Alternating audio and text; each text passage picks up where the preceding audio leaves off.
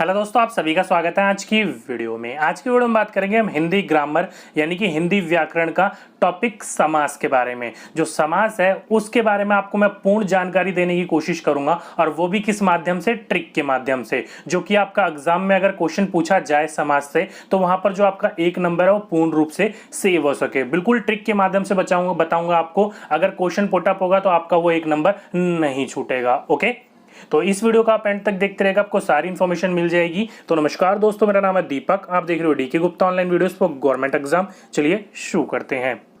तो आज का टॉपिक क्या है हमारा, समास। तो पहले हम इसकी परिभाषा देख लेते हैं कि परिभाषा क्या होती है। तो देखिए, दो या दो से अधिक शब्दों को मिलाकर नया सार्थक शब्द बनाया जाए तो उस मेल को समास कहते हैं। तो दो या दो से अधिक शब्दों को मिलाकर जब आपका नया सार्थक शब्द को पर आपका बनाया जाता है, निर्माण किया जाता है, तो उसको क्या कहा जाता है, समास कहता है। उदाहरण के रूप पर जैसे कि लिए देश के लिए भक्ति, तो क्या कहेंगे उसको, देशभक्ति। या फिर मृत्यु का दंड, तो क्या कहेंगे उसे, मृत्यु दंड। तो देख लो, देश के लिए भक्ति, दो या दो से अधिक शब्दों को हमने क्या करा, मिलाकर एक नया शब्द बनाया जो कि सार्थक रूप से जिसकी एक मीनिंग निकल रहा है, जो कि क्या है, देशभक्ति। जिसको क्या कह सकते हो, देश के लिए है भक्ति जिसमें, वो क्या कहलाएगा, देशभक्त कहलाएगा, देशभक्ति कहलाएगी। ओके, तो ये थी आपकी एक परिभाषा जेन्युइन। अगर आपसे पूछा जाए कि समास के कितने भेद होते हैं, कितने प्रकार होते हैं, तो समास के 6 प्रकार होते हैं। कौन कौन से, अव्ययी भाव समास, तत्पुरुष समास, कर्मधारक समास, द्विगु समास, द्वंद्व समास और बहुव्रीहि समास। जो कि आपका क्वेश्चन पुटअप जो होता है वो इन्हीं 6 में से होता है आपको। ओके, और इन्हीं 6 को मैं आपको ट्रिक के माध्यम से समझाने की कोशिश करूंगा। तो चलिए शुरू करते हैं। तो पहला है आपका अव्ययभाव समास। अब ये क्या होता है, तो जिस समास का पहला पद अव्यव तथा प्रधान हो उसे क्या कहेंगे, अव्ययी भाव समास कहेंगे। यानी कि आपका पहला पद क्या होगा, प्रधान होगा, तो उसको क्या कहेंगे, अव्ययी भाव समास। ये तो हो गया आपकी परिभाषा शाब्दिक रूप में। चलिए ट्रिक के माध्यम से समझने की कोशिश करते हैं। पहला पद क्या होता है आपका, प्रधान होता है, मतलब पहला पद क्या होगा आपका, छोटा होगा। उदाहरण के तौर पर जैसे कि आ जन्म, आ प्लस जन्म, तो पहला पद देख रहे हो आप क्या है, छोटा है, आ है। या फिर दूसरा आ मरण, तो देख सकते हो आ जमा मरण, आ पहला पद क्या है, छोटा है। दूसरा यथाशक्ति, तो यथा जमा शक्ति, तो पहला पद क्या देख रहे हो आप, छोटा है, यथा है।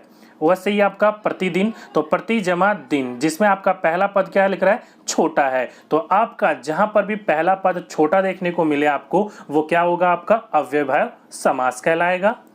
और उसी के साथ में एक नोट करने की बात है, ध्यान रखिएगा, नोट करके लिख रखा है मैंने आपके लिए कि एक ही शब्द कई बार आए, मतलब पुनरुक्त हो जाए, तो वो भी आपका क्या कहलाएगा, अव्ययभाव समास कहलाएगा। एग्जाम्पल के रूप पर हाथों हाथ, तो इसका क्या होगा, हाथ जमा हाथ। रातों रात, रात जमा रात। दिनों दिन, दिन जमा दिन। तो जहां पर आपके शब्द रिपीट हो रहे हो, जैसे हाथों हाथ, रातों रात, दिनों दिन, इस प्रकार के शब्द, एक ही शब्द बार बार रिपीट हो रहे हैं, तो वो भी आपका किस प्रकार का समास होगा, अव्ययभाव समास होगा। दूसरा आपका तत्पुरुष समास। शाब्दिक अर्थ में क्या बोलते हैं इसे, कि जिस समास का दूसरा पद प्रधान हो तथा दोनों पद के बीच का कारक चिन्ह लुप्त हो उसे तत्पुरुष समास कहेंगे। तो ध्यान रखिएगा, यहाँ पर क्या बोल रखा है, दूसरा पद आपका प्रधान होगा और उन दोनों के बीच में जो चिन्ह आएगा, जो आपका निशान आएगा, वो कारक क्या होगा, लुप्त होगा। अब यहाँ पर ट्रिक कैसे समझने की कोशिश करेंगे, तो दूसरा जो पद होगा आपका वो कैसा होगा, आपका छोटा होगा। एग्जाम्पल के रूप में समझने की कोशिश करते हैं, जैसे कि यश प्राप्त, तो इसको क्या कह सकते हो आप, यश को प्राप्त। तो यहाँ पर देखो, को आपका लुप्त हो रखा है, क्या बोला था मैंने आपको, कारक चिन्ह जिसका लुप्त हो रखा है। तो यश प्राप्त क्या होता है, यश को प्राप्त, तो को यहाँ पर लुप्त था। दूसरा विद्यालय, विद्या के लिए आलय या विद्या के लिए घर, तो यहाँ पर क्या था, के लिए आपका लुप्त हो रखा था। या फिर राजकुमार, राजा का कुमार, मतलब राजा का बेटा, तो का क्या था यहाँ पर, आपका लुप्त था।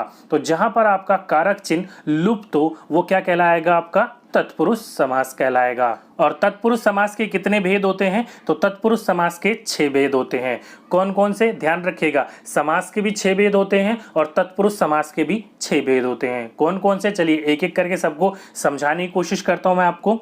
पहला आपका कर्म तत्पुरुष, जो कि क्या होता है आपको देखिए याद करने की जो ट्रिक है वो मैं आपको बताऊंगा कि आपका जो कर्म तत्पुरुष होगा उसमें को का लोप होगा। तो जहां पर आपका को का लोप हो वो क्या कहलाएगा, आपका कर्म तत्पुरुष कहलाएगा। फॉर एग्जाम्पल जैसे कि मैंने आपको बताया था यश प्राप्त, तो किसको प्राप्त था, यश को प्राप्त था, तो वो भी तत्पुरुष समास में आपका कर्म तत्पुरुष का एग्जाम्पल था। ओके, वैसे ही दूसरा करण तत्पुरुष, जिसमें आपका से या के द्वारा का लोप होगा। जैसे कि आपका भयभीत, भयभीत क्या होगा, अगर आप इसको खोलोगे तो भय से भीत क्या हो रहा है आपका से लुप्त तो था यहाँ पर। अगर आप इसी को चेंज करोगे भय को भीत, तो भय को भीत जमा सही वर्ड बना नहीं, भय से भीत यानी कि डर के मारे वो क्या कर रहा था, वो आपका घबरा रहा था। इसलिए जो आपका लुप्त होगा, जो आपका वहां पर चिन्ह लुप्त होगा उसी में वो फिट होगा। किसी और में आप फिट करके बैठा के देख लो, इसको आप नहीं बिठा सकते। वहां पर 4 ऑप्शन होंगे, चारों ऑप्शन के आपके जो लुप्त होंगे वो आप एक बार बिठा के देख लीजिएगा। ओके, अगला देख लेते हैं तुलसी कृत। अब इसमें क्या होगा, तुलसी द्वारा कृत या तुलसी के द्वारा कृत। तो यहाँ पर क्या था, के द्वारा आपका लुप्त था, और कोई सा बिठा के देख लो तुलसी को कृत नहीं बैठेगा। ये क्या मतलब हुआ, तुलसी के द्वारा रचित होता है और तुलसी के द्वारा बनाया हुआ, तो तुलसी द्वारा कृत, तो इसको क्या कहते हैं, कर्ण तत्पुरुष कहा जाता है। तीसरा संप्रदान तत्पुरुष, जिसमें आपका के लिए का लोप होगा। जैसे कि मैंने आपको विद्यालय बताया था, जैसे कि विद्या के लिए आलय या घर, तो के लिए क्या आता है आपका लोप हो रहा है यहाँ पर, तो किसका एग्जाम्पल होगा आपका संप्रदान तत्पुरुष का होगा। चौथा अपादान तत्पुरुष, जिसमें आपका से यानी कि अलग होने का लोप होगा। जैसे कि धनहीन, जैसे धन से हीन, मतलब धन के से क्या हो गया, वो हीन हो गया, विलुप्त हो गया। तो यहाँ पर क्या था, और किसी चीज को बिठा कर देख लो, जैसे धन के लिए हीन नहीं हो जाएगा, धन के लिए नहीं, धन से हीन होता है, धन को हीन लगा लो, धन से हीन लगा लो, या फिर किसी और तरीके से लगाने की कोशिश करो, आपका नहीं होगा। से आपका देखो यहाँ पर भी आता है, अपादान में भी और कर्ण में भी आता है, लेकिन यहाँ पर जो होगा अपादान में अलग होना होगा। जैसे धन से हीन हो गया, मतलब धन से अलग हो गया। भयभीत में क्या था, भय से भीत हो रहा था, दोनों जुड़ रहे थे। जहां पर आपके अलगाव आ रहा हो, अलग हो रहा हो, वो आपका अपादान तत्पुरुष में आएगा, और जो आपका अलग ना हो रहा होगा वो आपका कर्ण तत्पुरुष में आएगा। ये समझने की कोशिश कीजिएगा। ओके, नेक्स्ट है आपका संबंध तत्पुरुष, जिसमें आपका का, के और की का लोप होगा। एग्जाम्पल के तौर पर जैसे कि देशवासी, तो देश का वासी, या फिर घुड़ दौड़, घोड़े की दौड़, तो देख सकते हो का और की का लोप था, तो क्या कहलाएगा, आपका संबंध तत्पुरुष कहलाएगा। नेक्स्ट है आपका अधिकरण तत्पुरुष, जिसमें आपका में या फिर पर का लोप होगा। जैसे कि लोकप्रिय, लोक में प्रिय, या घुड़सवार, घुड़ पर सवार, तो देख सकते हो में और पर का लोप हो रहा हो। जहां पर आपका इस चीज का लोप हो वो क्या कहलाएगा, अधिकरण तत्पुरुष कहलाएगा। तो ये 6 आपके तत्पुरुष समास के उदाहरण थे, उनके भेद थे। चलिए आगे चलते हैं अपने समास में। तो तीसरा क्या होगा आपका, नेक्स्ट है आपका कर्मधारक समास। शाब्दिक अर्थ में क्या बोलेंगे इसे, कि जिस समास का उत्तर पद प्रधान तथा दोनों पद में विशेषण विषय या फिर उपमा उपमेय में संबंध होता हो तो उसे क्या कहेंगे, कर्मधारक समास कहेंगे। मतलब जिसका पहला पद क्या हो, विशेषण हो, नहीं तो उपमान हो, तो क्या कहलाएगा, आपका कर्मधारक समास कहलाएगा। तो ये तो होगी शाब्दिक अर्थ। अब ट्रिक देख लेते हैं क्या होगा। तो देखिए विग्रह करने पर, मतलब उसको तोड़ने पर, माध्य में मतलब बीच में है जो या के समान अगर आता है तो क्या कहलाएगा, आपका कर्मधारक समास कहलाएगा। फॉर एग्जाम्पल के रूप पर नील कमल, अगर आप इसको तोड़ोगे तो क्या कहलाएगा, नीला है जो कमल, उसको क्या कहते हैं, नील कमल कहते हैं। या फिर चरण कमल, कमल के समान चरण। काली मिर्च, काली है जो मिर्च। नर सिंह, सिंह के समान नर, तो देख सकते हो आप है जो, के समान, है जो या के समान, इन दोनों आते ही आते हैं आपके। अगर विग्रह करने पर, तोड़ने पर आपका है जो या के समान आएंगे तो कर्मधारक समास कहलाएगा। नेक्स्ट है आपका द्विगु समास। द्विगु समास में क्या होता है, तो जिस समास का पहला पद संख्यावाचक हो तो द्विगु समास होता है आपका। ट्रिक कैसे याद रखेंगे, तो पद आपका जो पहला पद यानी कि प्रथम पद होगा वो क्या होगा, संख्यावाची होगा। फॉर एग्जाम्पल के रूप पर आपका आगे का जो संख्या होगा, पद होगा पहला, वो क्या होगा, आपकी कोई ना कोई संख्या दे रखी होगी। जैसे कि दो राह, मतलब दो राह का समूह, तो दो क्या आपकी संख्या है। जैसे कि त्रिलोक, तीन लोकों का समूह, तीन क्या है, संख्या है। पंचवटी, तो पांच क्या हो गया आपका, पांच वृक्षों का समूह, संख्या है। नवरत्न यानी कि 9 रत्नों का समूह, तो क्या कहलाएगा आपका वहां पर, वो संख्यावाचक। और क्या कहलाता है, कौन सा समास, द्विगु समास। तो आप देख सकते हो 2, 3, 5 और 9, ये सारी की सारी क्या कहलाएंगे, आपके द्विगु समास। आगे वाला पद पे क्या आ रहा है, संख्या आ रही हो, तो आगे पद पे संख्या आती हो तो वो द्विगु समास कहलाएगा। नेक्स्ट है आपका द्वंद्व समास। जिस समास के दोनों पद प्रधान हो और विग्रह करने पर और, तथा, या फिर अथवा लगता है तो वो क्या कहलाएगा, आपका द्वंद्व समास कहलाएगा। तो ध्यान रखिएगा, विग्रह करने पर आपका और, तथा, या अथवा आए तो क्या कहलाएगा, आपका द्वंद्व समास कहलाएगा। अब इसकी ट्रिक क्या है, तो ध्यान रखिएगा, दोनों शब्द एक दूसरे के विपरीत होते हैं, उल्टे होते हैं, आपको बस इतना ध्यान रखना है। या फिर इन दोनों चिन्हों के बीच में, उल्टों के साथ साथ बीच में क्या आएगा, आपका योजक चिन्ह भी आएगा। योजक चिन्ह जो होता है वो कभी कभी नहीं आता है, लेकिन एक दूसरे के विपरीत जरूर होते हैं।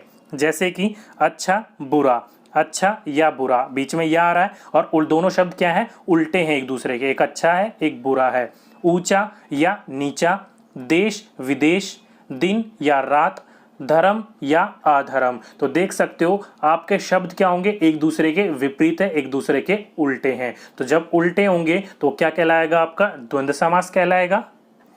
नेक्स्ट है आपका बहुव्रीहि समास। अब ये क्या है, शाब्दिक अर्थ समझते हैं। जिस समास का कोई भी पद प्रधान ना हो और दोनों पद मिलकर किसी तीसरे पद की ओर संकेत करते हैं तो वो क्या कहलाएगा, आपका बहुव्रीहि समास कहलाएगा। ध्यान रखिएगा, इसका कोई भी पद प्रधान नहीं होता है, किसी दूसरे पद की ओर, किसी दूसरे शब्द की ओर क्या कहलाता है, ये इशारा करता है, संकेत करता है। अब यहाँ ट्रिक क्या है, तो ध्यान रखिएगा, विग्रह करने पर तीसरा अर्थ निकलता है इसका, मतलब तोड़ोगे तो इसका तीसरा मतलब निकलेगा। जैसे कि दशानन, मतलब 10 मुख है जिसके, कौन है, रावण है। नेक्स्ट है आपका पीतांबर, पीला अंबर है जिसका, कौन है जिसका पीला अंबर है, तो किशन जी है। चतुर्मुख, 4 मुख है जिसके, कौन किसके हैं 4 मुख, ब्रह्मा जी के।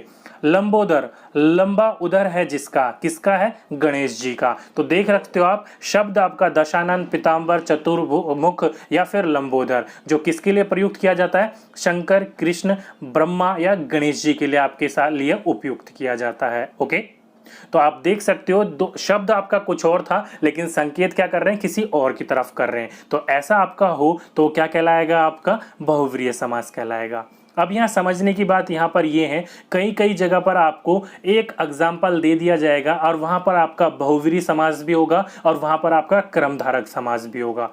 एग्जाम्पल के रूप पर नीलकंठ, तो नीलकंठ जो है आपका वो बहुव्रीहि समास भी है और वो कर्मधारक भी समास है। तो वहां पर आप आंसर किसको प्रेफर करोगे, तो ध्यान रखिएगा, नीला है कंठ जिसका, मतलब शंकर भगवान क्या कर रहे हैं, किसी और की ओर संकेत कर रहे हैं, तीसरे शब्द की ओर, तो हम उसको बहुव्रीहि समास मानेंगे। ओके, तो ध्यान रखिएगा इन बातों को कि एक ही शब्द का आपको दो आपके समास भी हो जाते हैं। जैसे ये एग्जाम्पल रूप में मैंने आपको बताया तो वो आपका बहुव्रीहि समास होगा, बस इन दोनों में ही होता है, बाकी किसी में नहीं होगा। ओके, तो अगर ऐसा हो तो हमेशा हम प्रेफर करेंगे बहुव्रीहि समास का, क्योंकि सबसे बड़ा समास और सबसे इंपॉर्टेंट समास माना जाता है इसको। ओके, तो ये 6 इंपॉर्टेंट समास थे आज हमारी क्लास में, जो कि अच्छी तरीके से ट्रिक के माध्यम से मैं आपको समझाने की कोशिश करी है।